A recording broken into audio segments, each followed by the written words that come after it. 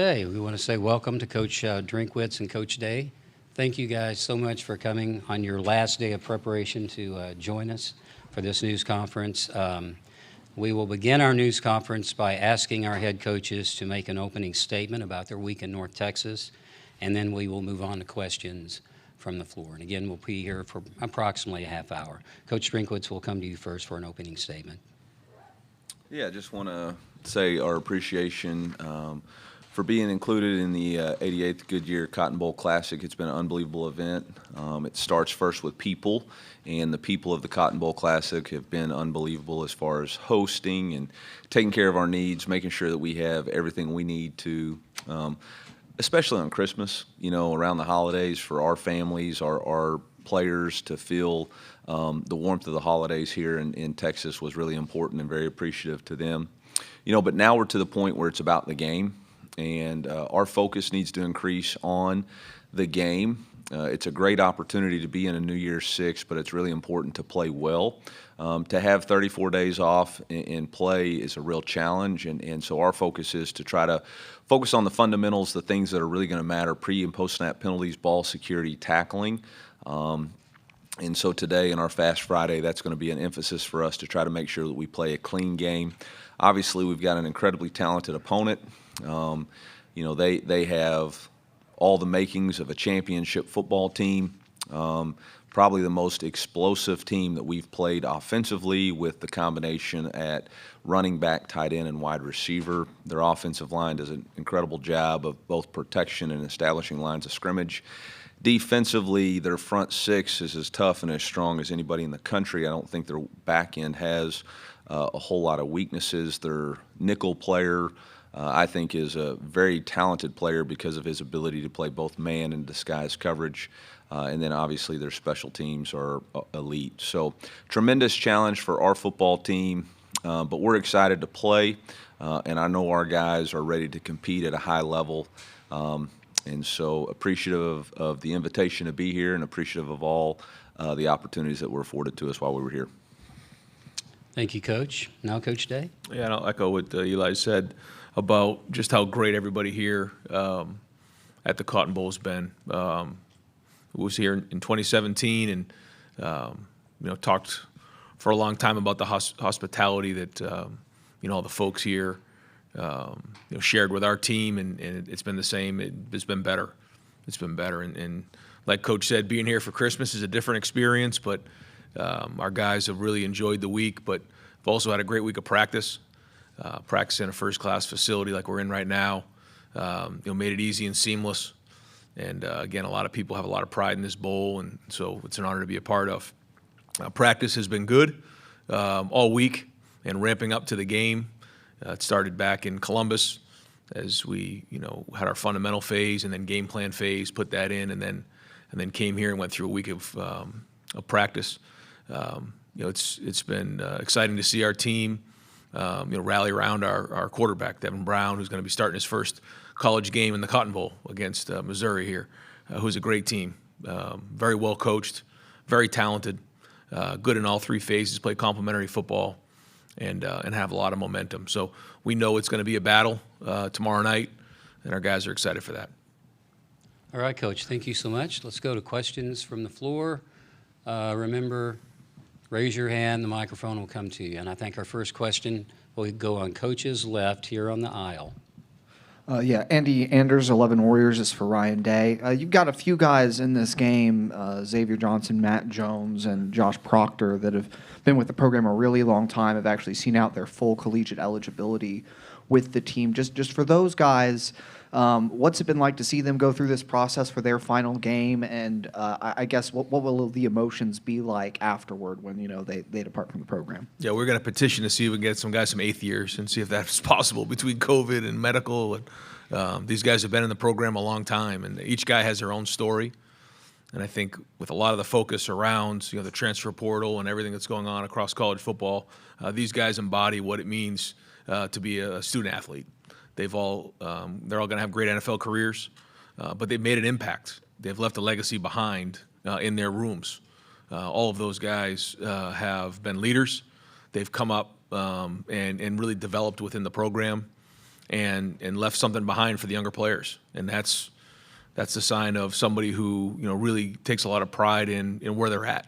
All those guys have had opportunities to either go and declare early to go to the NFL or possibly transfer somewhere else, and they didn't. They know what it means to be a Buckeye, and they're going to be missed.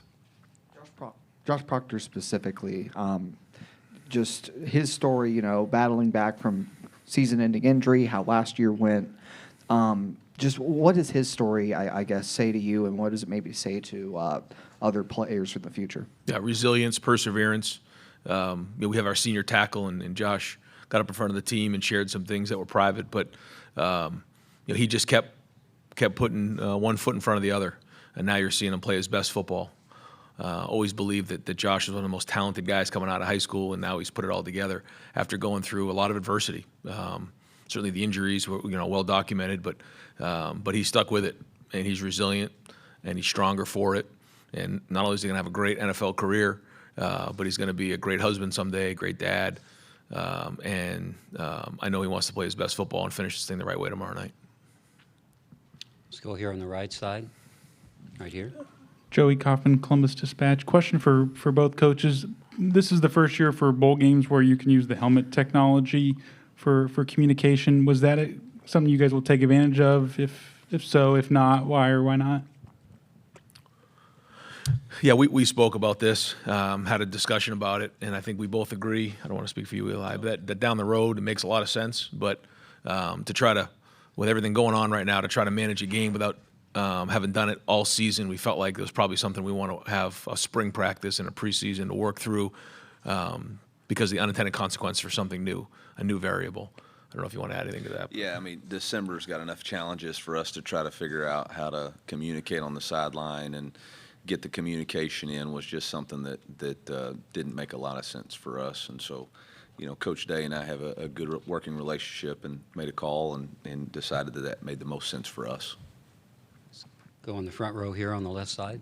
Yeah, Bill Rubinotto, also from the Columbus Dispatch. For both of you, particularly Ryan, this is the last year of basically every game is a must-win. Next year you go to a 12-team playoff. Probably the pressure to win every single game will be a little bit lessened. Obviously you have responsibility to win every game, but how different do you think it'll be next year, knowing that not every game is everything? You want to start? Coach Drink? Yeah, I don't know what world you're living in, man. College football, every game is everything, and I don't think that's ever going to change. Everybody expects to win. The players expect to win. The fan bases expect to win, and the coaches expect to win. And so I don't think you'll sense anything really different. I think the margins, especially after what happened to a couple of teams not making the playoffs this year, yeah, there's going to be some teams that can get in with maybe 10 or 11 wins, but there's still going to be the which game did you lose and how did you perform and all that different stuff that are going to be variables. So I really don't think the pressure will change any, in my opinion. Agreed. But I think the 4 teams that get a bye in the first week will be significant. Yeah. So I think that'll be important because of the length and the number of games that are going to be coming. Certainly our focus is on finishing the season now, but when you do look ahead, I think it's going to be important to be playing your best football down the stretch. When you look at teams who make runs in the NFL playoffs, they'll go through stretches where they'll lose 2 or 3 in a row, but if they get hot down the stretch, then they end up winning the Super Bowl. And so I think the first thing is, it's going to be important to try to get that bye, but the second thing is you got to be playing your best football down the stretch, and I think, the healthier team will be critical. More leeway to maybe let a quarterback develop early in the year, or kind of maybe experiment a little bit, knowing that, if you lose in week 2, it doesn't disqualify you? I think it's an interesting question. I haven't quite thought of it like that yet. We'll kind of cross that bridge when we get there. But I do think more than ever, you're going to be wanting to build your team up as the season goes on. Swing back to the right side. Cameron Teague with The Athletic. Ryan, this question's for you. On Devin specifically, the year he's had from the injury in the spring where he couldn't play in the spring game, the competition, getting injured during the season, how has that year, the ups and downs, everything he's had to go through, prepare him for a moment like this and for potentially being quarterback in the future as well? Yeah, I think Devin has always had his mind that he wants to get on the field. He's been competitive since the day he stepped on campus. I know he's looking forward to playing in this game. I think he's also seen big games. He's been around it. He's seen a couple different quarterbacks play ahead of him, so he knows what the preparation looks like. And he was right there with Kyle in the preseason. We talked about this before, and then got him in a little bit in the a couple of the games just to kind of get his feet wet. And then he got hurt in the Penn State game, and so we weren't able to get him in the game as much. But we were ready to put him in the game, a few times this season, and you saw him play a little bit. But now he gets an opportunity to play a whole game, and so I mean he's prepared at a high level, and the guys believe in him because of what he's done the last few weeks in practice. Okay, on the front row, left. Natalie Jones, ABC 17. Eli, I was talking to Brady and his parents before we came down here, and he said he remembered, 10 years ago watching this game on TV in St. Louis. What has he communicated to you as far as how much this is a full circle moment for him? Yeah, I think Brady, obviously growing up in the state of Missouri, wanting to play for the university, battling through adversity throughout his year last year, now having an opportunity to lead a New Year's Six Bowl is exciting for him. You can tell the level of focus that him and Cody have displayed all week. They're really here to play and play well. And, they've taken their preparation seriously. They've been going to the sauna in the morning over at the Anatole Hotel, so that was a nice perk for them. So, they're very focused and want to play at a high level in this game. Okay, now on the right side. Yeah, Tim May, Letterman Row. For Ryan Day, who's playing in this game, who's not playing in this game, or who's not playing in this game? Can Thank you give us for an- asking that question. You're I've been welcome. waiting on this one. You're welcome, Coach. But Yeah. you said you'd tell us sooner or later. Is Marvin Harrison Jr. playing in this game? Tommy Eichenberg, et cera. You usually ask like 3 or 4 questions, so Well, let me add this last. I'll wait for the second and third because we're Yeah. not going to answer the first one. Oh, okay. Really, you're not answering. No. I like Marvin I said, had been practicing, is what we've noticed. So. yeah, like I said, I feel like those are decisions that the players make, they and their families, and so I never want to be the one to go out and put it out there, and Yeah. so I want to respect that, and I think our guys have been great and professional, and these guys want to win the game, so we'll know here in about 24 hours. But Marvin, whether he plays or not, what is the legacy? What is he leaving at Ohio State? Marv's been a pro ever since he stepped in our building, and it started. Everyone wants to talk about his dad and everything like that, and what he's done, and being a Pro Football Hall of Famer, and he certainly did a great job raising his son with his mom. But Marvin's his own man, and he had big shoes to fill. He's got his father's name, but from the minute he stepped in our building, you knew that he was going to be a pro. The hours and hours and hours he spends on that jugs machine, the hours he spends in the film room, the way he takes care of his body, everything about it has been a pro. His professionalism.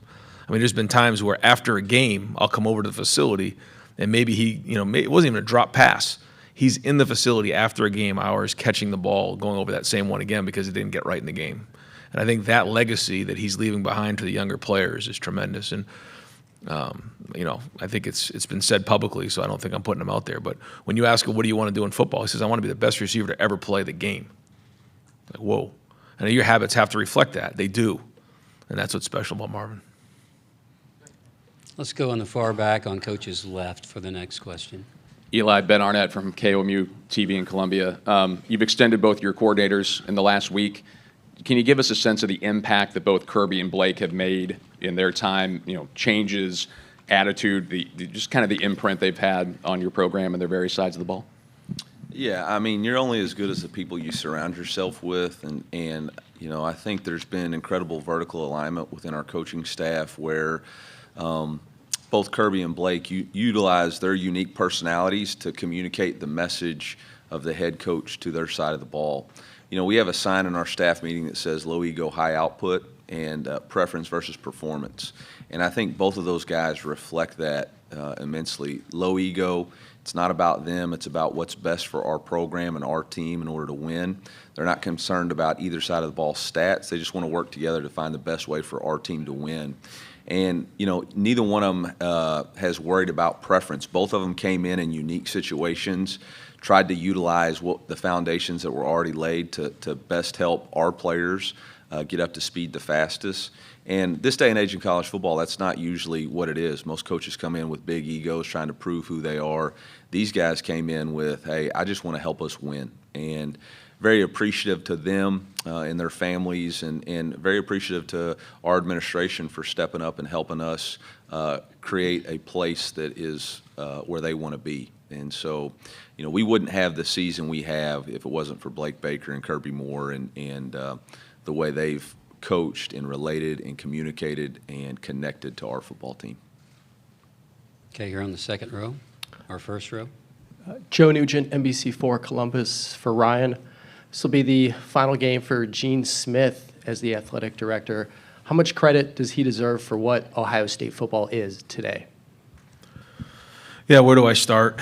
I try to get a collection together to see if we can go 4 more years, but he and Sheila have decided they're going to stay strong. I've said publicly before, what he's meant to so many people, the impact he's made on so many people. Ohio State has over 1,000 athletes year in and year out, 36 sports. It's a tremendous job, and he's done it with grace, success on and off the field.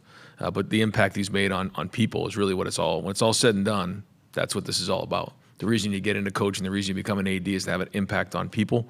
He's done that. He's done that to me and my family.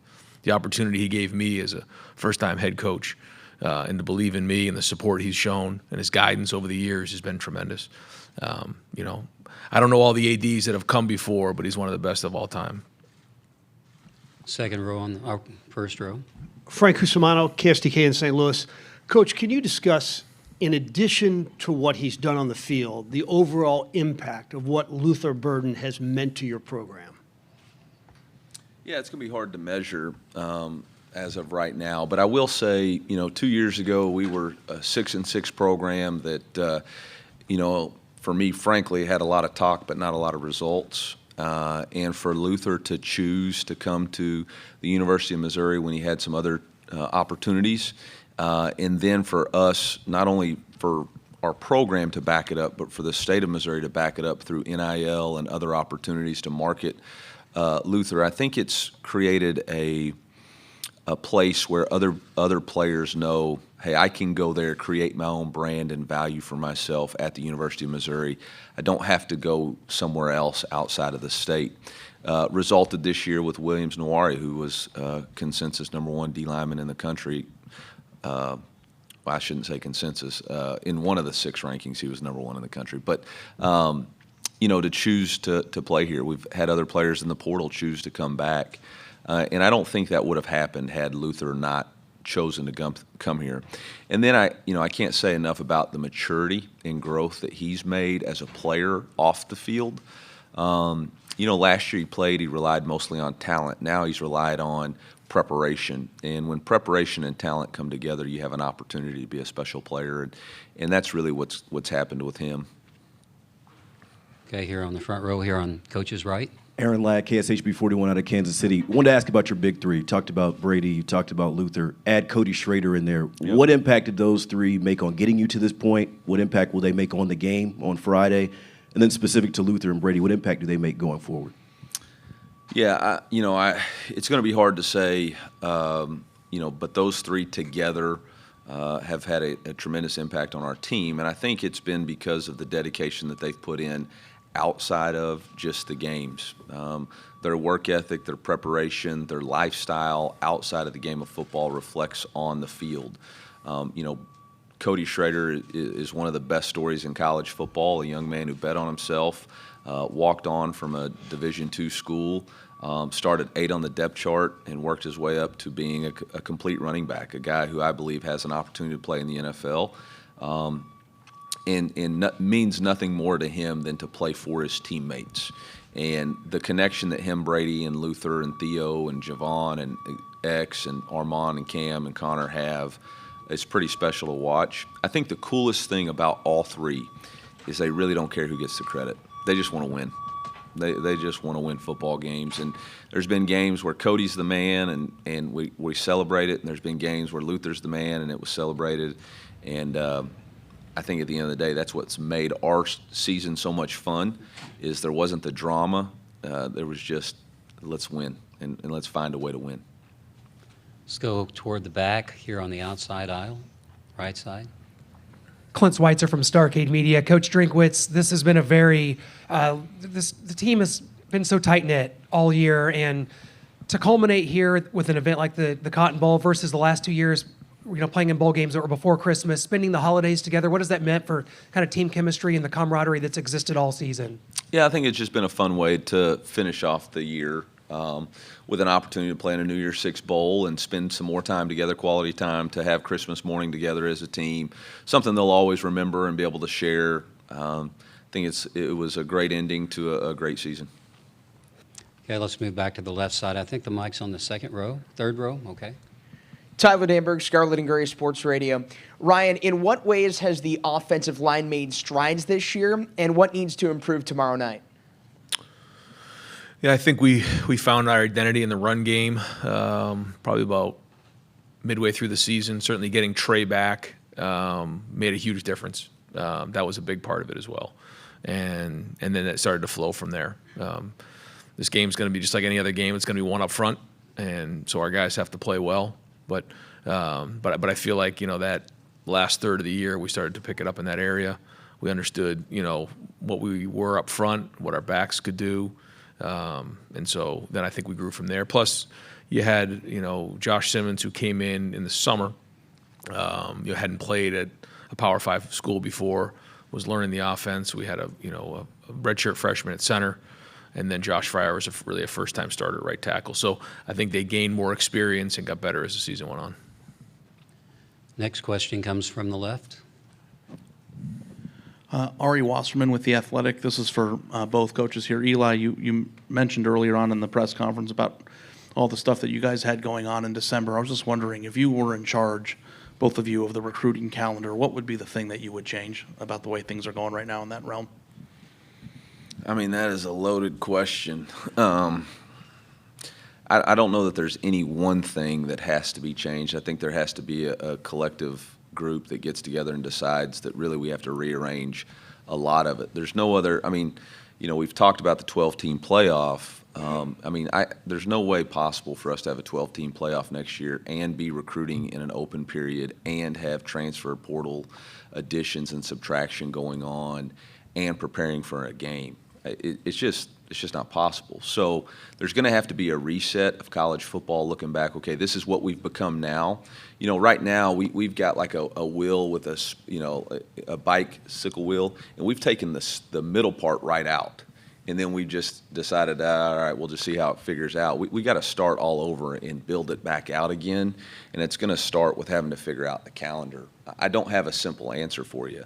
It's not as simple as, well, we'll just move signing day. That's got consequences.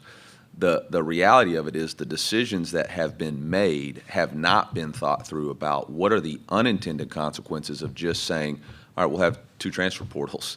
Now you got players who are making decisions about leaving a university, life-changing decision before they've even finished their finals, which again is a big deal.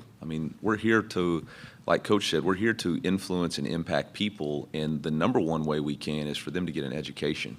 I firmly believe in our guys receiving NIL and receiving payments and making financial gains through playing the game of football. I think I've been adamant about that.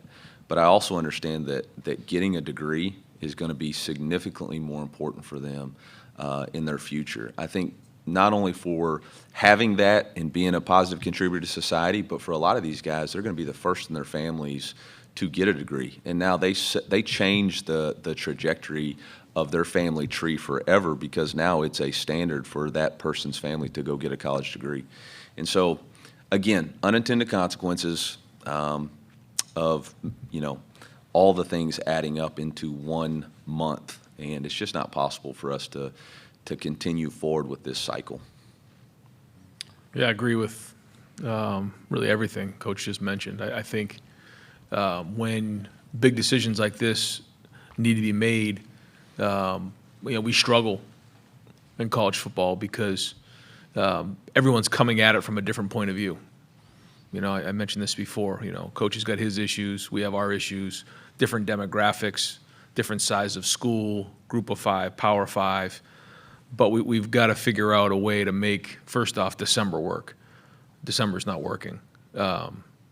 And, whether that means, coaches don't go on the road in the month of December, moving the signing date has got to be looked at. But it's not that easy, because I don't have a date, because I know what the issue is. You do it in the summer or you do it in June, and there's coaching changes. Now, all of a sudden, when would that date become available? So while I don't have good answers, we all need to come together and make some hard decisions. And like Coach said, I don't think we can just patch it up and say, let's put a patch on this right here. We got to look at this thing from a big picture and then start from scratch and go from there. And there's a lot that goes with that. We'll stay on Coach's left, toward the middle. Patrick Murphy with 24/7 Sports. Ryan, yesterday Cade was talking to us about he's going to play in the game, but he may not play the normal amount of snaps. When I know you're not going to go into detail on how guys will play, but balancing guys like that, upperclassmen that are maybe playing their last game versus getting young guys opportunities in a game like this, how does that work in your mind? Well, we want to win the game. That's the number one thing. So we're going to go in and do everything we possibly can to win the game. And then go from there. But there are going to be some opportunities for guys to take on new roles in this game, different than has been this season. So I'm excited for them, and we've seen that before. You think about the Rose Bowl a couple years ago where, Marv and Meck went into the game and, did a great job that freshman year, and it really built momentum into the offseason for them. So, both. I mean, I think, guys are going to play and we're going to win the game. That's the number one thing. But at the same time, opportunity for some younger guys to get in there and build some momentum for their future. Now on the right, second row. Joey Van Zumeren with Fan Nation. Eli, a few weeks ago you talked about how because you weren't calling the offensive plays this year, you're really able to focus more so on your relationship with players instead of just the X's and O's of the offense. Can you talk a little bit more about just your change in your coaching approach this season? Yeah, it really began after the bowl game.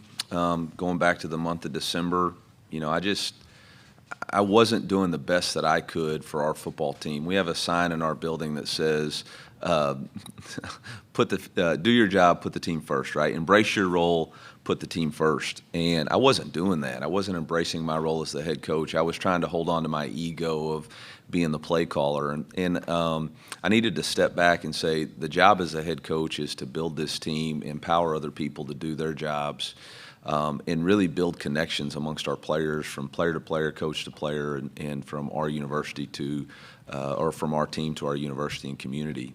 And it begins with investing in your guys, and I just didn't have the time that I needed to do that. And so that really became my mission. How could I support our strength and conditioning athletic performance? How could I be around our players more? How could I engage our coaches more in a real way? How could I engage our players more in a real way to create a more connected team?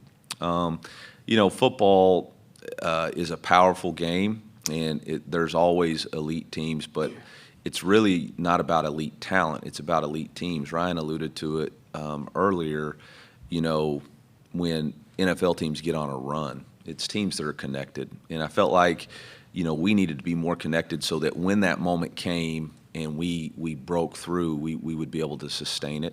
And that kind of happened for us after the Kansas State game. It really just came down to me being more living my integrity, not just talking about it, but being about it and putting the team first, embracing my role as the head coach. Kirby Moore came in and did a phenomenal job to coach the offense, call the offense, and couldn't have had it happen any better for us. We're approaching the end of our news conference. Take maybe 2 or 3 more questions. I think the next one should come from the left on the outside aisle. Nathan Baird from Cleveland.com. Ryan, how much does Devin's performance on Friday play into what this quarterback room is going to look like next spring, whether you're going to bring somebody else in potentially, or is that something that's decided more holistically, not just based on one game? Well, I know that everybody in this game has got an opportunity to build some momentum for next year. Devin's exactly in that situation. This is exactly what he wanted. He wanted this opportunity, and so he's taken it and run the last few weeks. And I think the guys on the team feel it. They feel his presence out there, and So this is what a great opportunity for him to do that. And we'll once the season's over, we'll kind of figure out where we're at with everything. But as of right now, I mean, he's our quarterback, and we're moving forward. And this is a great opportunity for him to go build more confidence with the guys around him as we head into next season. Okay, let's come on this side, maybe 2 questions, and we'll finish up with one on the left. So, Daniel Stiv at Fox 2 St. Louis. Coach Drinkwitz, I want to reflect a little bit on your the last question from this side. When you look back at your career, App State to Mizzou, kind of the trials and tribulations leading to this moment, how do you see yourself in this moment going up against a team like Ohio State to the point that you've gotten this program to? Well, first off, I have a tremendous amount of respect for Coach Day and the job that he's done. When they introduced him today, the reality that in every year that he's been a head coach, he's played in a New Year's Six Bowl or the College Football Playoff is about the most impressive thing I've heard in coaching. When you get to the top, the win's twice as strong. And so for him to be able to sustain excellence while people just assume that happens, it's incredibly hard to do. And so, they're a blue blood for a reason, but it's not just because they have just because they're the Buckeyes. It takes strong leadership, and Coach Day has set the tone for leadership, not only in the Big Ten, but around the college football world. And so for us to have the opportunity to match up against them, we know it's a tremendous challenge, but it's one that we're ready to embrace. We play in the SEC. We know what tremendous challenges are.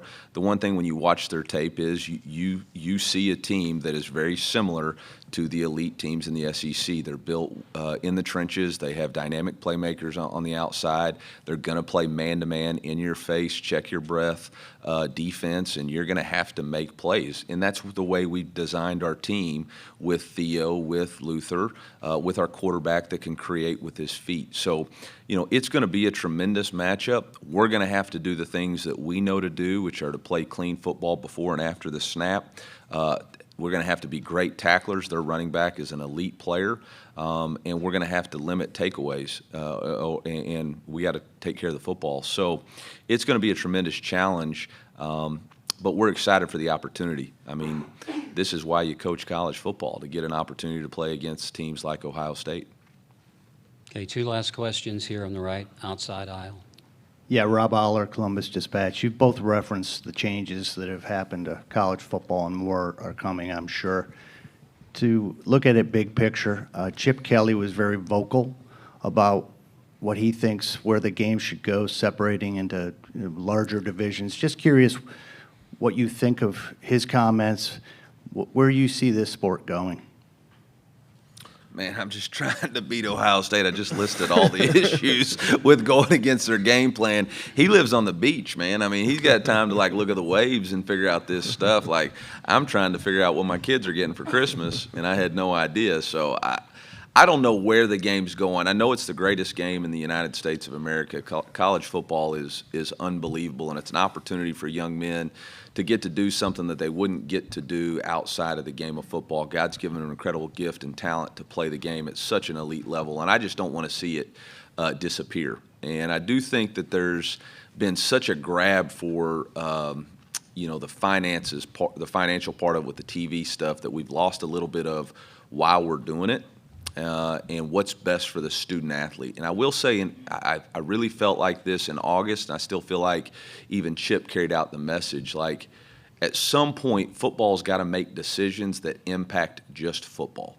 Okay, we're never going to be able to sit in a room as an NCAA and make decisions that are positive for football and other sports, Olympic sports or track and field and all that.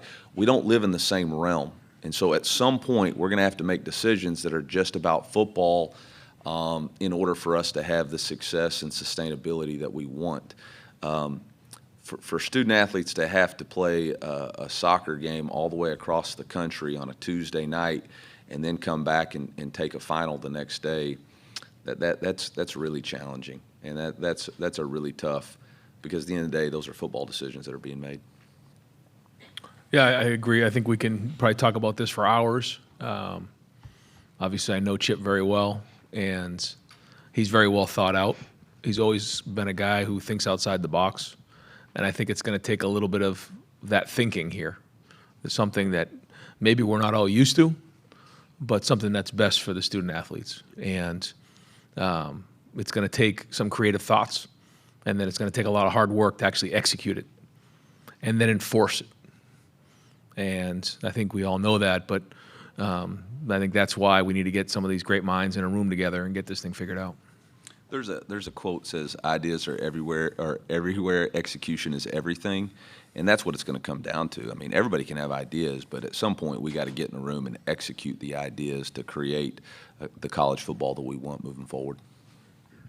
Okay, our last question here on the inside aisle, left side. Tony Girdman, Buckeye Huddle. For Coach Drinkwitz, what is it? Is it easier for you and your defensive staff to prepare for a quarterback who is throwing 300 or 600 passes, or 22 like you guys are facing this month? You know, as soon as it was announced that Devin was going to be the starting quarterback, we pulled every one of his plays to watch it, and that was probably a big mistake because it shows the diversity of things that he can do. And then understanding Coach Day's past and Coach Hartline's past, you realize that there's such a variety of things that they'll be able to adapt and make this offense go with his skill set. So it'll be a challenge. We'll be reactive. You know, we'll have to react to see what his style of game plan is. I was hoping he would tell us today, but y'all didn't ask any of those questions. So we'll figure it out. You know, I think the one thing about Blake and his style of defense is, you know, we have the ability to create width with our defense and our odd front. We have the ability to get into heavy personnel if they go heavy and try to establish the run. So we'll just have to figure out what style of game it becomes and then react to it. But, you know, like Coach said, their quarterback's very talented. He throws the ball very well, runs it very well, and you can tell that he's very good as far as leadership. I was hoping that he would give me a speaker too, but I didn't see that in my locker. So, I mean, I thought that was extended courtesy, you know. No speakers for you. Okay, that completes our news conference, and the only thing we have left to do is to ask our coaches to pose with the Field Scoville Trophy. Give us a moment to maybe clean up the stage just a tad and get things resituated, and we will give Hammond Communications the first shot because they are in place, and after the TV shot is done, then we will ask the photographers and other digital cameras to come forward. But the first shot will go to Hammond.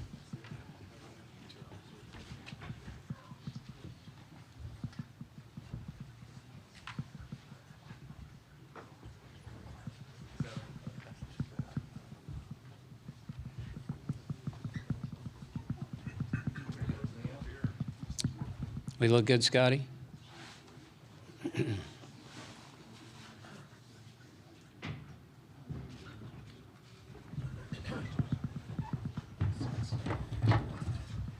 Okay, we ready? Okay, TV shot from Hammond.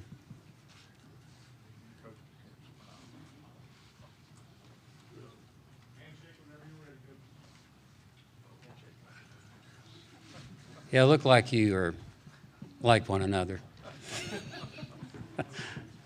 Okay, we good with TV?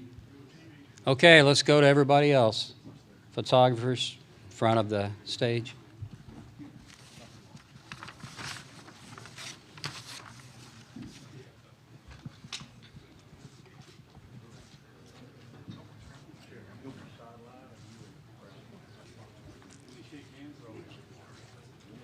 Yeah, one more handshake, one more handshake.